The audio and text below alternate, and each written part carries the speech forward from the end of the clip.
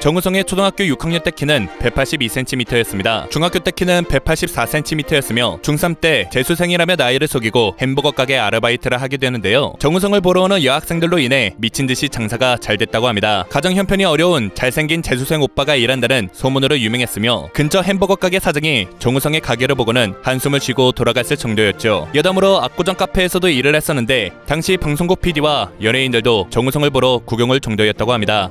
고등학교 1학년 때 배우가 되기 위해 자퇴를 했으며 자퇴 후 카페에서 아르바이트를 했었는데 호스트바 마담으로부터 스카우트 제의를 받게 되는데요. 현금은 물론이고 자동차에 아파트까지 제공한다고 했으나 거절했다고 합니다. 내가 그때 지하세계로 갔다면 그곳의 판도가 바뀌었을 것이다. 빌딩도 짓고 편하게 살았겠지만 돈보다 꿈을 쫓았기 때문에 가지 않았다 라고 밝혔습니다.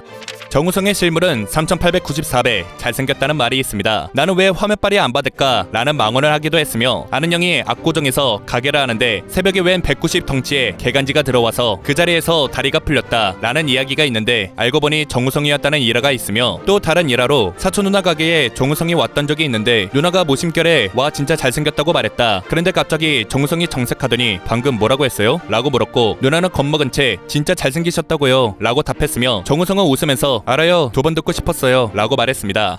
수많은 연예인들 또한 정우성의 실물을 보면 후광이 비친다고 말했는데요. 우연히 백화점에서 정우성 씨를 봤는데 후광이 있었다. 연기를 하면 사랑이 저절로 표현될 것 같았다. 배신해도 복수하고 싶지 않게 생겼다. 그냥 길 가다가 뺨을 때려도 기분 좋을 정도로 잘생겼다. 정우성 선배를 본 적이 있었는데 사람이 아닌 것 같다는 느낌을 받았다. 정우성을 실제로 보고 심장이 멈출 뻔했다. 성 정체성을 의심한 적이 딱 한 번 있다. 정우성 선배님을 봤을 때였다. 선배님이 촬영장에서 걸어오시는 걸 보고 와 영화배우 라고 외칠 정도였다. 나도 정우성만큼 잘생겼다고 생각한다. 눈, 코, 입 다 있다.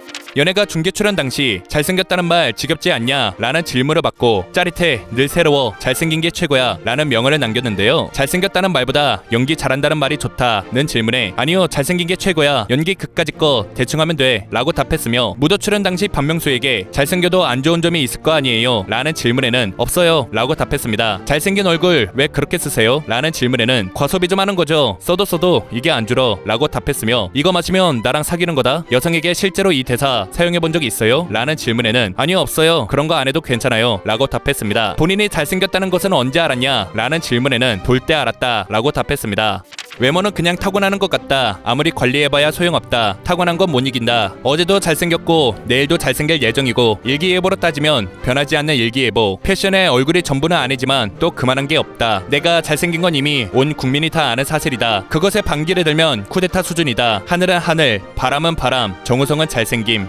이정재는 CF 모델로 출연한 롯데 크런치 초콜릿 광고가 대박을 치며 여기저기서 수많은 캐스팅 제의를 받게 됐다고 합니다. 그렇게 이정재는 인생 작품 모래시계를 만나 제2역을 통해 최고의 전성기를 맞이했습니다. 당시 이정재는 연기를 잘하는 편이 아니어서 대사가 거의 없다시피 했는데 묵묵히 여주인공을 지켜주는 보디가드 제2의 모습이 오히려 시청자들한테 더 큰 매력으로 다가와 주인공이었던 최민수를 제치고 한동안 대한민국 여자들의 이상형 1위로 꼽혔다고 합니다. 여담으로 당시 이정재의 팬이었던 블랙핑크 제니의 어머니는 딸의 이름을 이정재가 맡았던 배역 제이와 비슷한 제니로 지어줬다고 하죠.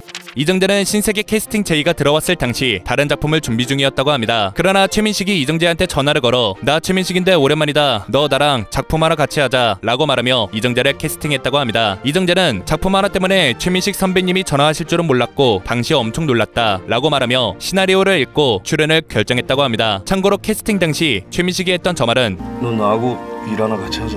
영화에서도 똑같이 이정재한테 했던 말로 신세계 명장면 중 하나로 꼽히고 있습니다. 신과 함께 감독 김용환은 이정재한테 우정 출연 좀 해달라고 부탁했다고 합니다. 이정재는 흔쾌히 허락했고 다음날 연락이 와서 염라대왕 역할 해줄 수 있냐는 부탁을 받았다고 합니다. 이정재는 우정 출연이고 당시 시나리오를 받지 않은 상태였으며 분량이 어느 정도 되는지 몰라 알았다고 말했다 하죠. 이후 염라대왕 역할을 위해 특수분장 등 테스트를 하러 나오라고 해서 나갔는데 그것만 3일 걸렸다고 하며 그제서야 시나리오를 받고 읽었는데 2편까지 있었다고 합니다. 결국 우정 출연을 30번이나 나갔다고 하며 이후 제작 보고회에도 나가 인터뷰도 진행했죠. 이정재는 인터뷰에서 우리 우정이 이렇게 깊었는지는 전혀 몰랐다 라고 말했습니다. 이정재는 영화 암살의 염석진 역할을 위해 15kg을 감량했었다고 합니다. 오이와 토마토만 먹어가며 당시 몸무게 77kg에서 62kg까지 감량했다고 하죠. 그리고 염석진의 불안한 내면과 위태로운 상황을 표현하기 위해 48시간 동안 잠을 자지 않고 촬영에 임했다고 합니다. 이정재가 이렇게 한 이유는 염석진이란 캐릭터를 깊게 이해하고 싶은 마음에 지독할 정도로 극한의 상황까지 몰아넣어봤다고 이야기했습니다. 영화 관상에서 점을 찍는 장면은 많은 시청자들한테 긴장감을 주었던 장면인데요. 해당 장면을 본 많은 사람들은 이정재의 연기가 리얼하다고 말했지만 이정재는 이게 사실 리얼한 게 아니라 해당 장면을 촬영하다가 진짜 잠을 잤다. 그 장면을 촬영하기 전 35시간을 연이어 촬영하다 보니 실제로 잠이 왔다. 잠이 든 상태에서 정신이 반만 살아있었다 라고 비하인드를 밝혔습니다.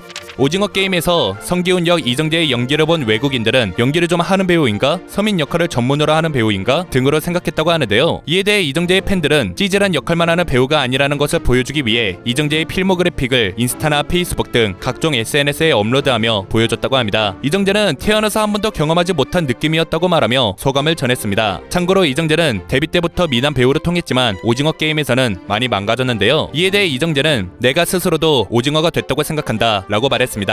이정재와 유재석은 군대 동기입니다. 52사단에서 방위병으로 출퇴근하며 근무했다고 합니다. 대중교통으로 출근하기 어려워서 서로의 차로 데려다주는 카풀을 했다고 하는데요. 그러나 모래새기 이후 바빠진 이정재는 잦은 술자리로 인해 아침마다 늦게 일어났고 그럴 때마다 유재석은 이정재 집으로 찾아가 깨워주고 군대로 출근했다고 합니다. 여담으로 유재석은 부대에서 위문 공연 행사를 위해 연출 기획을 맡아 시나리오를 썼는데 그럴 때마다 이정재한테 꽁트를 시켜 휴가를 보내줬다고 합니다.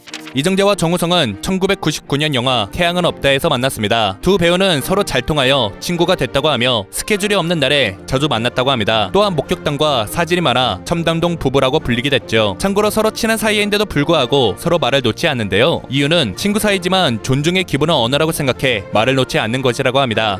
이정재와 정우성이 함께 출연한 영화 태양은 없다에서 둘 중 한 명은 영화 안에서 죽을 뻔했다고 합니다. 연출을 맡았던 감독은 주인공이 죽으면 영화가 잘 된다는 흥행 공식에 이정재와 정우성을 불러 누가 죽을래? 누가 죽고 싶어? 라고 물었고 두 배우는 고민 끝에 죽고 싶지 않다는 결론을 내려 다행히도 두 배우는 모두 살 수 있는 엔딩을 맞았다고 합니다. 이정재는 정우성과 함께 아티스트 컴퍼니라는 회사를 설립했습니다. 초창기엔 정우성이 대표를 맡아 운영했으나 현재는 둘 다 이사직을 맡고 있죠. 이정재는 회사를 운영하다 보니 배우로 활동할 때 보이지 않았던 제작에도 관심이 생겼다고 합니다. 그는 열린 마음으로 배우가 제작과 연기를 모두 하는 미국처럼 어떤 누군가가 자신에게 도움을 청하면 도와주는 셈치고 제작에 도전해봐야겠다는 생각을 했다고 합니다. 참고로 회사의 입사 조건은 하고자 하는 열정과 올바른 인성이라고 합니다. 영화 헌트는 이정재가 연출, 기획, 각본, 제작까지 맡은 작품이며 배우 이정재의 첫 연출 작품입니다. 프로젝트를 시작할 당시 제목은 남산이었으며 수많은 감독이 각색하다가 중도 포기했던 프로젝트를 제작하고 싶어 판권을 구매하였고 시나리오를 수정하는 과정에서 헌트로 바꿨다고 합니다. 비하인드로 이정재는 정우성을 섭외하는데 4년 정도 걸렸다고 하며 정우성은 함께 출연하는 게 정말 맞는지를 치열하게 고민하다 보니 시간이 걸렸다 라고 밝혔습니다. 참고로 영화 헌트는 이정재와 정우성이 영화 태양은 없다 이후 23년 만에 공동 출연하는 영화입니다.